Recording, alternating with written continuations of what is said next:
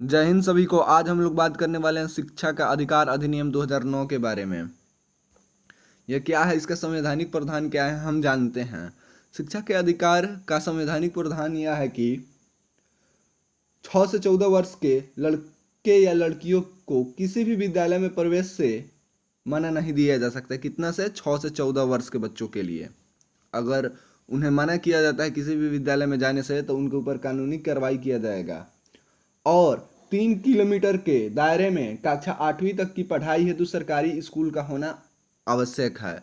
3 kilometre के दायरे में सरकारी स्कूल 8वीं तक का होना जरूरी है। और तीसरा पॉइंट यह है कि 1 से 5 तक के विद्यालयों में छात्र का शिक्षक का अनुपात 30:1 होना चाहिए। यानी कि पहला से 5वीं तक को कक्षा के बच्चों को फ्री मुफ्त में एक शिक्षा देनी है। और दूसरी बात यह है कि पर बच्चा पर, यानी कि एक बच्चा पर 30 बच्चे पर एक टीचर होना जरूरी है। 30 बच्चे पर एक टीचर होना जरूरी है। आप लोग कमेंट में आंसर करके हमें ज़रूर बताइएगा कि यह किस अनुच्छेद के तहत आता है। अब आइए, अभी हाल में जो चर्चा जो चला है ईडब्ल्यूएस के लिए कक्षा 8 के ऊपर आरटीई के तहत मुक्त शिक्षा के लिए तर्क।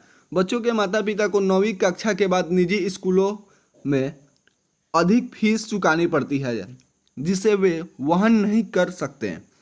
कक्षा 8 के बाद बिना मान्यता प्राप्त निजी स्कूल से सरकारी स्कूल में बदलाव से बच्चों की मन स्थिति और शिक्षा प्रभावित हो सकती है। और इस प्रकार शिक्षा अधिकार अधिनियम के लाभों का विस्तार शिक्षा में निरंतरता को सुनिश्चित करेगा। अब 103वें संवैधानिक संशोधन अधिनियम ने अनुच्छेद 15 और 16 में संशोधन करके आर्थिक रूप से कमजोर वर्गों यानी कि ईडब्ल्यूएस जिनके पास है के लिए शिक्षा संस्थानों, नौकरियों और दाखिलों में आर्थिक संरक्षण 10% कोटा की शुरुआत की। इस संशोधन के माध्यम से अनुच्छेद 15 के 6 और अनुच्छेद 16 6 से जोड़ा गया है। यह अनुसूचित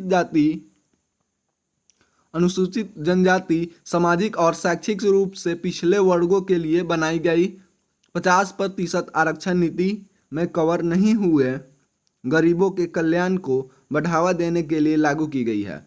यह समाज के ईडब्ल्यूएस वर्ग को आरक्षण प्रदान करने के लिए केंद्र और राज्य दोनों को समक्ष बनाता है।